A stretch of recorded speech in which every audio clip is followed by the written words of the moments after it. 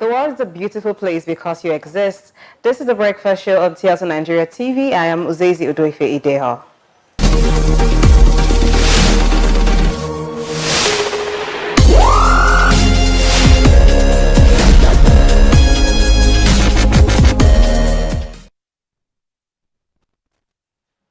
Welcome back. On the 23rd of March 2020, the Academic Staff Union of University ASU embarked on a strike, saying that they want the federal government to pay them their salary on the payroll method. But they said they want the salaries to be paid with the University Transparency Accountability System. Even with series of meetings that have embarked between the federal government and ASU, the strike has not been called off. But recently, the national chairman of ASU, Professor Biodun Ogunyemi, said that the federal government have not reached an agreement with them to suspend the strike on the 9th of December, which was claimed by the Minister of Labour and Employment, Chris Ngige. Now, here are some of the things that was discussed by ASU and the federal government. One, the government has set up a negotiating committee to review the 2009 agreement as demanded by ASU. Two, government has processed the 40 billion end allowance plus the 30 billion revitalization money. Three, the president has approved the visitation panel and they cannot do their jobs until schools open. Four, government has agreed to pay their salaries through the UTAS method instead of the IPPS, I beg your pardon. Five, government has also agreed to do the integrity test for the UTAS payment system. Joining us on the breakfast show this morning to talk about the educational conflicts in Nigeria between ASU and the federal government is the chairman of ASU Uniben, the person of Professor Monday John Omarige. He is a lecturer in the Department of Quantity Surveying, University of Benin. He is also, he also bagged a master's degree in industrial engineering and production management in the University of Cambridge, England, and also a PhD degree in industrial engineering from the prestigious University of Benin City. He is a former rector of Lighthouse Polytechnic and also a former MD of the Dan Bendel Cement Company in Okbila. He is a pastor of the Redeemed Christian Church of God and also a justice of peace. I feel like giving a round of applause already. That's a wonderful profile. Thank you so much for joining us on set today. We are glad to have you on the breakfast show. Sir, your profile is amazing, and I was wondering, like your lecturer, your ASU president of Uniben, a pastor. You're a pastor, and I was just trying to imagine how you combine everything together, how you balance it. It's the grace of God. Simple. Okay. Sir, you know, the strike has been on for almost 9 months, and we could see that a lot of students have been in the house. So how do this strike affect students and the lecturers? First of all, let me start by saying education is the bedrock for development. Okay. No nation can grow beyond its educational system. Secondly, education is a social responsibility, not a business, particularly in the developing country.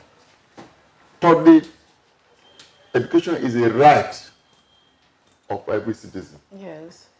Our old sage, Chief of Awolowo, did say sometime back that the children you refuse to educate today, say tomorrow they don't allow your children to have peace. Yes, the ones that are educated. That's where we are. Yes. Now, the mindset of ASU is that education should be given qualitatively to every Nigerian citizen. Yes. And at an affordable price. This is the contention, let me tell you. this is the contention. In 2009 agreement, it's clearly embedded that in public institutions, tuition fees should not be charged. Oh, wow. Okay. And then I asked God, how do we fund education? So we went back home to conduct some research. We came back to government. Yes, there's enough money. That's what gave birth to what now called the TED Fund. Okay. We suggested to government that every company operating in Nigeria should give 2%, just 2% of their net profit into a sinking fund dedicated for education. Okay. As we talk today, there are trillions and trillions of money. So there's enough money To fund education. to make tuition fee free for students. So what they charge now, let me just give you... Just government-owned universities? Government-owned universities. Okay. Because that's the only, it's only government that has the muscle to really fund education properly. Okay. I've been a rector of a polytechnic. The minimum gestation period that you can run an institution for continuous investment is 15 years. No businessman will wait for that. So that way we have to do all manner of... We're not averse to private schools. If you have the money to run it, go ahead. But we are saying the citizens must not be tied down to the issue of I cannot pay school fees. Okay. So now, back to the issue of the strike. I also want to mention that IPPIS is not the issue of the strike. I just wanted us to be clear about that. What we started with that on the 23rd of March. It's not. Okay. Now, the issues that were on the table that gave rise to the strike. Number one, funding to revitalize public schools. In 2012, after a lot of agitation by ASU, government on its own set up what they call the Needs Assessment Committee. Okay. They went around all the nations in the country to find out what is ASU talking about. Let us find out firsthand. And they found out that we were not just talking. I give you an example. Hostel that is earmarked for maybe 4 students at that time. As of today, 24, 25, 26. It's not on. So on their own, set up, not ASU, government set up this committee. And they came out with a financial profile that what they require to put the schools in the proper place is 1.3 trillion as of 2012. Okay. And they now agreed on their own that will break it down into 6 installments, starting with 200 billion in 2013. That was the only time they paid. This 2020. So for other, the other installments have not been paid since. Okay. So, sir. So that's one of the issues that gave rise to the strike. Okay, that's one of the issues. Yes. Okay. Before we come to other issues, even before I entered university, gained admission, graduated, I experienced 2 years ASU strike. Okay. That was in 200 level. 100 level. I was supposed to go to 200 level, and I waited 2 years before I don't know how God did it for us. Yes. Your minds softened and we forged ahead. The thing is, ASU strike has been there even before I was born. Yes. Yeah. Even before I gained admission. Is it that the government does not understand the needs of ASU? Is it that ASU is not spelling it out well? Why? Why is that every Nigerian student has to go through ASU strike? Yes. Very good. Why is it that every Nigerian students cannot say, I'm going to school 4 years and come out? And among the youth, we laugh at ourselves. We say, oh, I just graduated, I just finished secondary school, I'm going to enter school this year, 2024, I'll come out. And we'll all be like, should we tell them? Should we tell them? Plan ASU strike 2 years. Why? Why is it always so? It's not that government does not understand. Okay. We believe that there's a deliberate attempt to break down the public schools in order to foster the private schools. This is our suspicion. Okay. Otherwise, this is very clear. Let me give an example on an issue that we went on strike for. There's what the instrument that set up the university provides that at least once in every 5 years, there should be a visitation panel. So every public school? Like an audit. Okay. Because why is government not doing it? You are giving money to institutions to spend. Why won't you come and find out what they are spending? So we have to go on strike because of that. Come and check on us. Come and check on us. So is that a problem again? The last time they did was 10 years. 10 years. 10 years. So who? And there's not, even as you thought, no white paper has been issued. On the visitation. Yes. That has nothing to do with salary or allowance or anything. You are spending money. We are concerned as stakeholders. Come and find out how this money is being spent. Okay. It's a problem to government. Sir, but ASU is still clamoring on salary. Like for the 9 months now that they've been at home, that they've been on strike, they said the government should pay them their salaries for that 9 months before they resume, and they've been paid for 5 months. So can't they resume? Now the issue is this: we didn't go on. Our salary were not stopped because we went on strike. Okay. No, there are some group of people that are paying maybe about 10-15%. Okay. When these issues were being tracked, suddenly government came with IPPIs to distract attention. And then it had become issue on the front burner. We said, no, IPPIs is not on.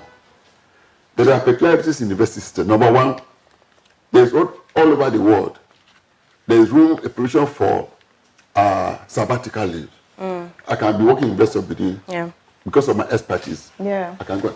And then you'll be paid for it. Yes. IPPS does not capture it. Okay. So, I want to ask you a question. Yes. What is wrong with our curriculum? Is there anything wrong with our curriculum? Because we find out that over time, Nigerian graduates, they've always had this issue that they cannot meet up with 21st century demand.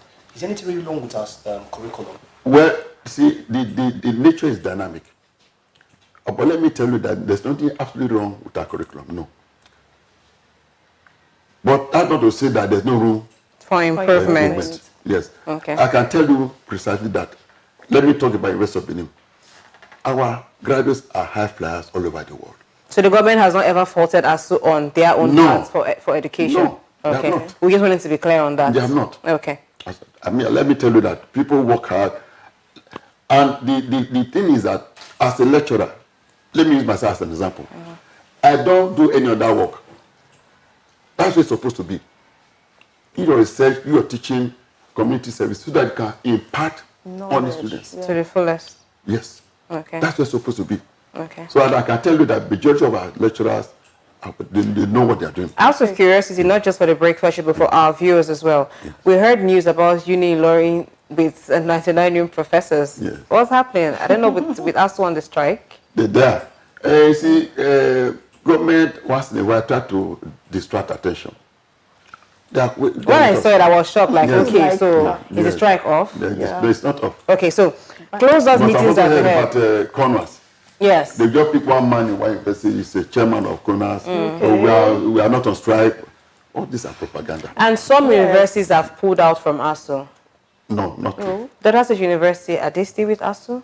Delta State University had their own issues. Okay. They have applied to come back. Okay, they've applied to come back. But we are processing it. Okay. Okay. Yes. So let's be clear about something. We are not there, but you are there. Yes. Behind closed doors, you've had meetings. Yes. And sometimes on paper, we see it like that ASU has called off the strike. Yes. Government has spoken to ASU. ASU says, okay, they're thinking about it. What has been the result of the closed door meetings for this past 9 months? In the summary, if you can. Now, for example, on the funding for reflection of the races, they were supposed to have paid 220 billion after 2013.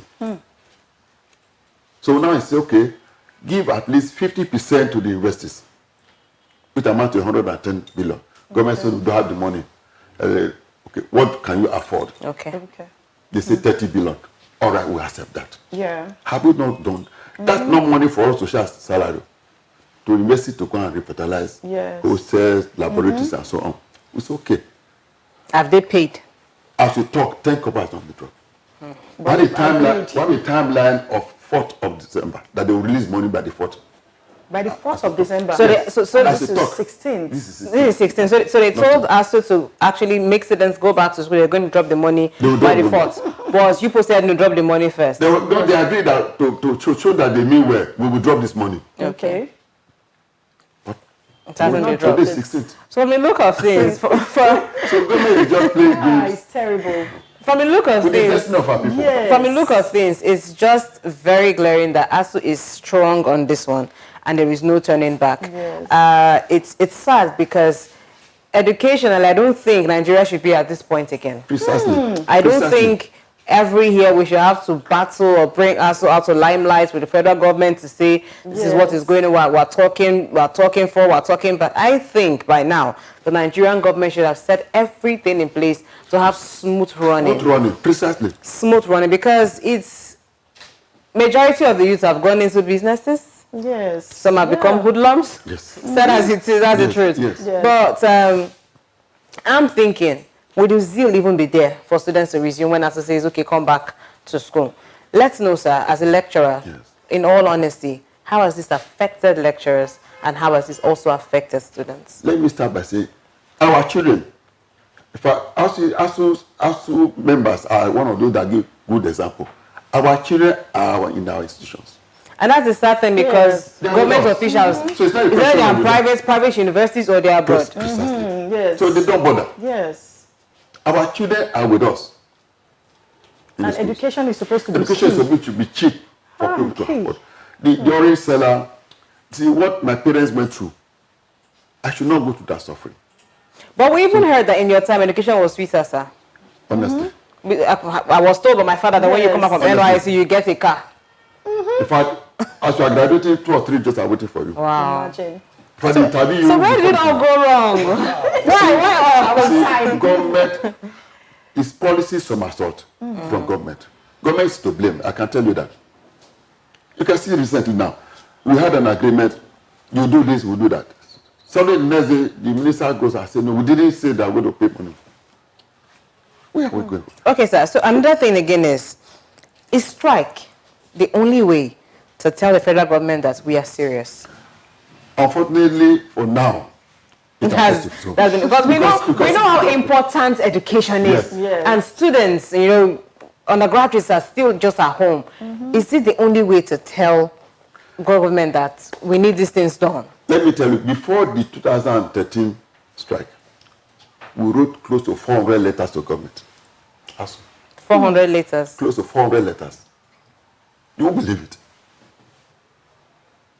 Wow. And they did not This one from March to now, we have heard, apart from letters, we have heard not less than 10-15 meetings with the federal government.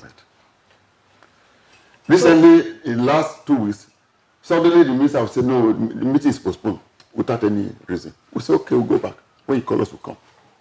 So, in a nutshell, before we end the show, if you are to advise the government, what would the advice be so that we can have a smooth running in our education system? Let them stop paying lip service to education. Okay. And let them stop operating as rulers. They should rule us. They should operate as leaders. yes. Now, even as servants, they are there to serve. Yes, they are there to serve. In ASU, I can boast about it. We have leaders. We don't have rulers. Okay. If our president, yes, we sent him with the mandate, he goes to negotiate. He must come back to us. As chairman, I must go back to my Congress. And address them. This is what government is offering. What do we do? And we give it. That's how civilized institution should run. That you are in power, you just impose your, or take it or leave it. Let me, for example, we're talking about that is you bring IPPIs. So you must enroll.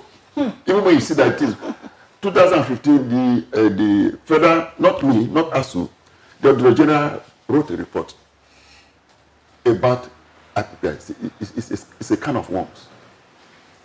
That through the back door, the operators were migrating ghost workers. Oh. You must have heard about the Berekete show. Yeah. A woman that has nothing to do was earning salary as an inspector of police on IPPIs. So what are we talking about? That's a conspiracy. Yeah. Thank you very much, sir. Sir, truth is, if I were to be a student at this time, I don't think I would want to even go back to school because a lot of businesses have popped up. So please just address students who are viewing and let them know that the fight is actually for a just cause. Actually, the main beneficiaries of this our struggle are the students and the parents. Ask me why. Some people in government have been saying that school fees must be charged. We say no. In fact, I can mention his name. Dr. Wale Babalaki was the leader of the government team. He is one of the advocates that he must charge school fees, 700,000 naira a year. And then how do we fund it? Say, well, go and set up what they call the education bank. So I think that's all we can take for today's show. All right. Okay. We'll invite you next time to Thank you so much. Thank you so much for being here, sir. Thank you for having us on Breakfast Show today. Education is very important to the development of any country. We urge the federal government to come to a compromise and ASU so that they can put an end to the persistent strike so that students can go back to school and contribute meaningfully to the development of our great country. That's all for today. You can join us on our Breakfast Show next week for yet another exciting edition. My name is Young Amadi. Please follow us on our social media platform and subscribe to our YouTube channel, TLC Nigeria TV. Thank you and stay blessed. Stay connected to TSL Nigeria and get updates on the go all day, every day. Subscribe to our YouTube channel on TSL Nigeria Space TV and join our online family.